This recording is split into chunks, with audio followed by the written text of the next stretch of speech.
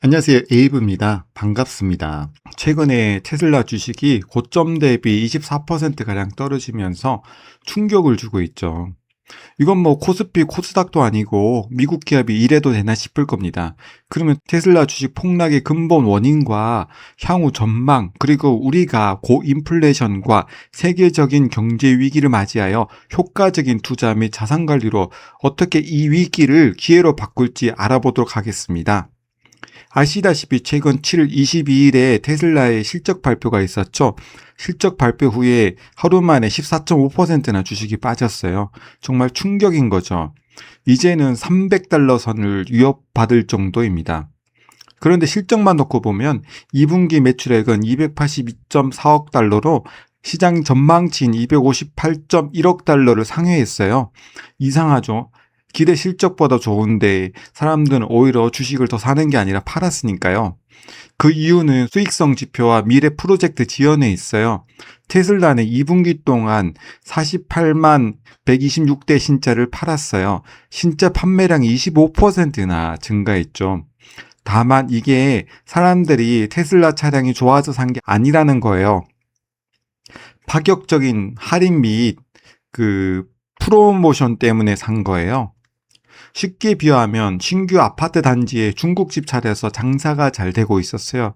그런데 장사가 잘 되는 것을 보고 옆에 누가 중국집을 차린 거예요. 그래서 그 두 중국집에 경쟁이 붙으니까 짜장면을 반값으로 판 거죠. 그러니까 매출은 확 늘어났지만 막상 재료비와 임대료 등을 떼면 남는 게 없어진 꼴이라고 보시면 됩니다. 그리고 지난 분기 대비해서 탄소 배출권 수입마저도 67% 감소하면서 영업이익률이 1.4%로 쪼그라들었어요. 거기다가 설비 투자도 전년 대비 142%나 폭증하면서 잉여 현금 흐름이 마이너스로 전환되었거든요. 이런 부분들이 주가에 반영이 되면서 테슬라 주식이 급락하지 않았나 싶습니다. 주로 테슬라가 설비 투자 비용으로 돈을 많이 썼어요. 특히 AI, 로보택시, 옵티머스 로봇 분야에 집중 투자를 했죠. 투자액이 한 해에 무려 250달러나 돼요. 천문학적인 금액인 거죠. 근데 문제는 이 분야가 언제 대박날지가 모른다는 거예요. 쉽게 말하면 본업에서 벌어들인 돈은 줄고 있는데 언제 대박날지도 모르는 신사업 연구개발비로 통장 잔고를 깎아먹으면서 버티고 있는 상황이라는 거예요. 결국 테슬라는 실적 발표 후에 개파락을 기록하면서 300에서 310달러 구간에 위치하고 있어요. 기존 350달러 지지선이 무너지면서 하락폭이 컸던 것 같아요. 지금 테슬라의 심리적인 마지노선이 296에서 300달러 선인데 이마저도 무너진다면 투매가 이어질 수 있다고 전문가들이 판단한 것 같아요. 그러면 테슬라는 향후 어떻게 될까? 모든 기업들이 그렇듯 기회와 위기가 동시에 존재한다고 봅니다. 먼저 테슬라의 장점을 살펴볼게요. 첫 번째로는 에너지 사업부의 폭발적인 성장입니다. ESS라고 하죠. 에너지 저장 장치 매출이 전년 대비 40% 이상으로 가파르게 증가했어요. 다시 말해서 전기차 외에도 캐시카우 하나가 더 생긴 거죠. 두 번째로는 독보적인 자율주행 FSD 데이터예요. AI 학습 데이터 축적 속도는 타 완성제 업체가 따라올 수 없는 수준입니다. 향후에 FSD 소프트웨어 구독 매출이 확대가 되면 영업이익도 늘어날 거라고 생각이 됩니다. 그러면 리스크도 살펴봐야 되겠죠? 첫 번째로는 지금의 대규모 투자하고 있는 AI 수익화 시점이 연기가 되고 있다는 거예요. 로보택시 규제 승인이 지연되고 있고 옵티머스 상용화도 기대보다 늦어지면서 돈을 엄청 쓰고 있는데 언제 버는가에 대한 시장의 의구심이 증가하고 있거든요. 그리고 뭐니 해도 진짜 문제는 글로벌 전기차 시장의 치킨 게임에 있어요. BYD 등 중국의 저가 전기차 업체들의 파산 공세 때문에 글로벌 시장 점유율 방어하기 위해서는 가격 인하 압박이 크다는 거예요. 사실 전기차는 메인카이기보다는 세컨카 개념이 크잖아요. 장거리 운전하기도 힘들고 충전 시간도 오래 걸리니까요. 성능은 비슷한데 가격 차이가 크면 아무래도 소비자 입장에서는 가성비를 따질 수 있다는 거죠. 그렇기 때문에 월가의 전망도 극단적으로 갈립니다. 먼저 웨드 부시는 로보택시와 AI 부분 현실화를 기대하며 테슬라 주식이 600달러까지 오를 거라고 보고 있어요. 반면 모건 스탠리와 골드만삭스는 375달러에서 415달러 사이로 테슬라의 주가가 형성될 거라고 보고 있습니다. 마지막으로는 정말 극단적인데요. GLJ 리서치의 경우는 25달러까지 폭락할 거라고 보고 있어요. 테슬라의 주식 자체가 실적과 향후 미래된 기대치에 비해서 거품이 많이 꼈다고 판단한 것 같아요. 그러면 제 생각은 어떠냐? 저는 개인적으로 테슬라 같은 주식은 별로 좋아하지 않습니다. 전통적인 미국의 블루칩 기업이 아니기 때문이에요.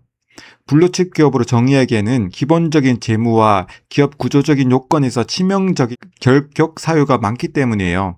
금융시장에서 블루칩 기업으로 인정받으려면 4가지 요건을 충족해야 됩니다. 첫 번째로는 경기 변동에 굴하지 않는 안정적인 실적이에요. 두 번째로는 예측 가능한 이익 구조예요. 세 번째로는요, 투명한 지배 구조 및 견고한 경제적인 혜자입니다. 마지막으로는 주주 환원 정책입니다. 블루칩 기업이란 위의 요건들이 단기가 아닌 장기간으로 검증받은 기업들을 말해요. 그럼 테슬라는 왜 전통적인 의미에서 블루칩 기업이 될 수 없을까요? 그 핵심 이유는 4가지 정도로 둘 수가 있습니다. 첫 번째로는 극단적인 밸류에이션 변동성과 성격의 모호함이에요. 사실 테슬라는 제조업인지 AI 기술주인지도 모호합니다.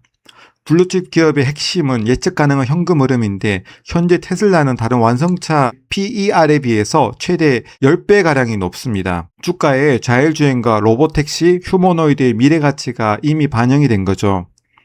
그래서 월가 애널리스트들의 목표 주가 스펙트럼도 5배 이상이나 차이가 날 만큼 기업의 본질적인 가치 선정이 어렵습니다. 하이리스크 하이리턴을 추구하는 성장주나 테마주의 성격이 강한 주식이죠. 다시 말해서 꾸준히 주가가 상승한 주식이 아니라는 거예요.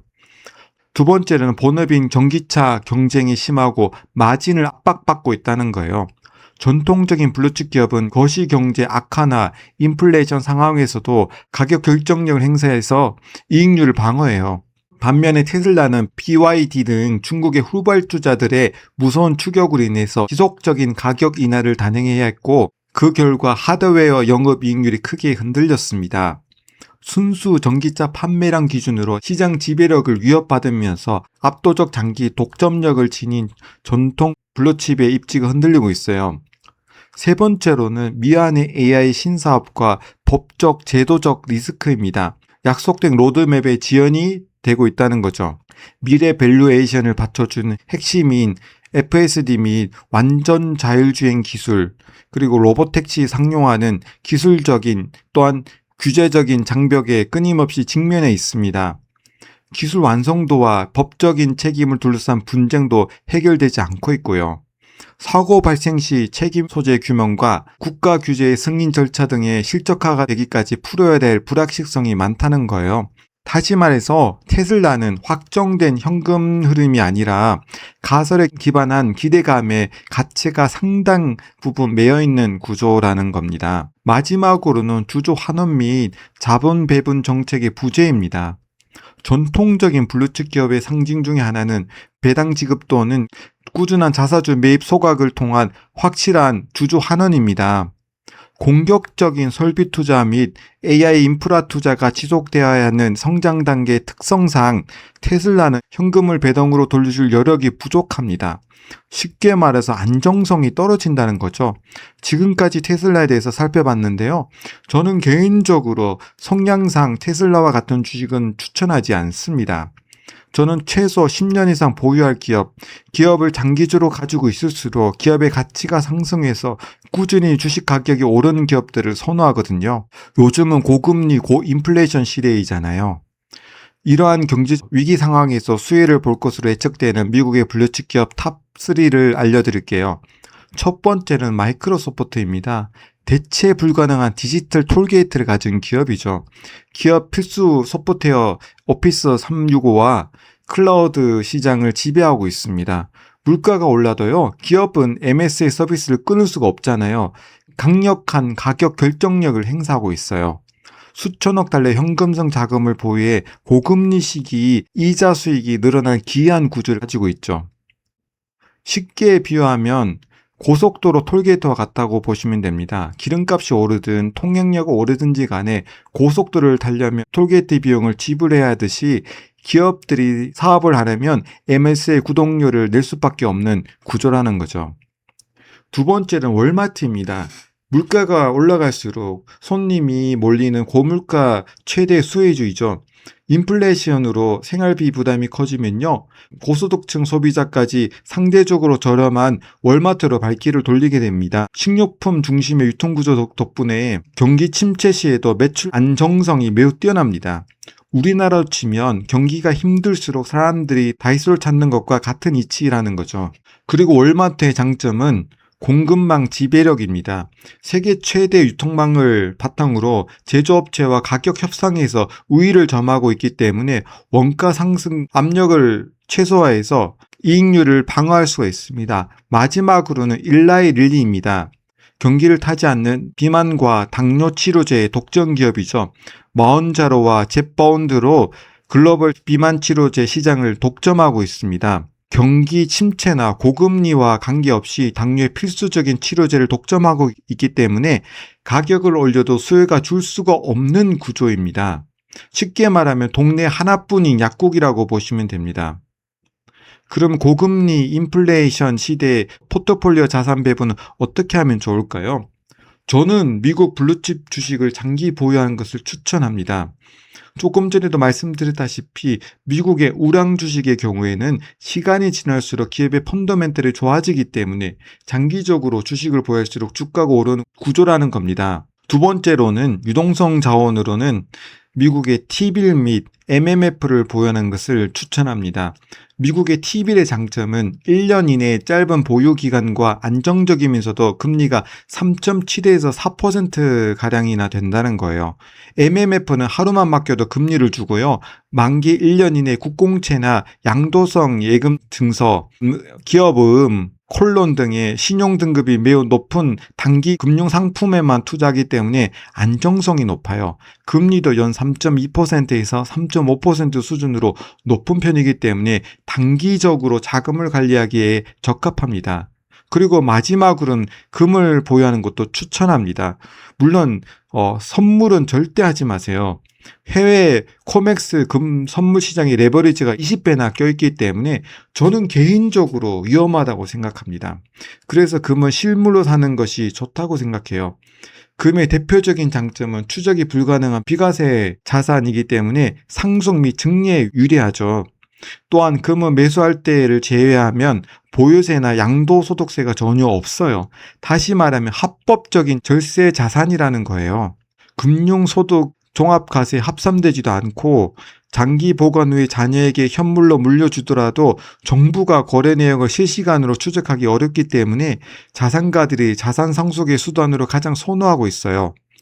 단 금은 살 때 부가가치세 10%와 제작 공인비가 약 5% 정도가 무조건 붙습니다. 따라서 매수하자마자 약 15% 손실을 안고 시작하기 때문에 최소한 3년에서 5년 이상은 묻어줄 장기 자금으로만 매입하셔야 이 장점을 온전히 누릴 수가 있습니다. 보관은 은행 대여 금고를 통해서 저렴하면서도 안전하게 보관할 수가 있어요. 그러면 저는 항상 여러분들의 성공 투자를 응원하겠습니다. 오늘의 영상이 도움이 되셨다면 구독과 좋아요, 알림 설정까지 부탁드립니다. 감사합니다.